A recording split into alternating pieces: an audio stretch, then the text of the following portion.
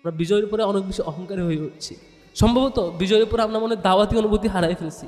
সম্ভবত বিজয়ের উপরে আমরা বেশি মনে হয় অনেক বেশি আইক্যাচি প্রোগ্রাম, অনেক বেশি মানুষের কাছে দৃশ্যমান প্রশংসা, বাহবা পাওয়ার জায়গায় অনেক বেশি চলে গেছি।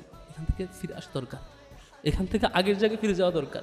মানুষকে দাওয়াত দিব, দাওয়াত রিসিভ না করলে আরও দাওয়াত পৌঁছাবো, রিসিভ করলে তো আলহামদুলিল্লাহ, অন্তত আমি দিনের মতো থাকবো। আমি ভয় পাই সেই হাদিসকে। রাসূল ইসলাম বলছেন যে সবার আগে জাহান্নামে যাবে শহীদ, শহীদকে জাহান্নামে দেওয়া হবে। তারপর বলবে, শহীদ বলবে, ইয়া আল্লাহ, আমি তো শহীদ হয়েছি, আমাকে জাহান্নামে দিচ্ছেন কেন? তখন আল্লাহ বলবেন, তুমি মিথ্যা বলছো, তুমি শহীদ হয়েছিল, মানুষ যদি তোমাকে শহীদ বলে সে সময় তুমি শহীদ হয়েছো, তুমি জাহান্নামে যাও। মানুষ তোমাকে শহীদ বলেছে, দুনিয়াতে পেয়েছ। এরপরে জাহান্নামে দেওয়া হবে আলেমকে। আলেম বলবে, আল্লাহ আমাকে কেন জাহান্নামে দিচ্ছেন, আমি তো দিনের আলম অর্জন করেছি। দানশীলকে জাহান্নামে দেওয়া হবে। দানশীল বলবে, আল্লাহ আমার সব সম্পদ দিনের জন্য দিয়ে দিচ্ছে, আমাকে কেন জাহান্নামে দিচ্ছেন?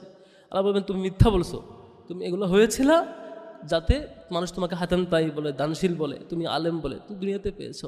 আমি ভয় পাই, সত্যি আমি ভয় পাই, যদি আমি শিবিরের দায়িত্বশীল হিসাবে কখনো যদি এই প্রশ্নের শিকার হইতে হয় যে তুমি জিএস হয়েছিল, তুমি সভাপতি হয়েছিল মানুষের প্রশংসা পাওয়ার জন্য, দুনিয়াতে পাইছো, তুমি জাহান্নামে যাও। আল্লাহ রাব্বুল আলামিন আমাদেরকে সেই সাথী, সেই সদস্য, সেই সভাপতি হওয়া থেকে পানাহা দিক, যে সভাপতি কিংবা সাথী জাহান্নামে যায়।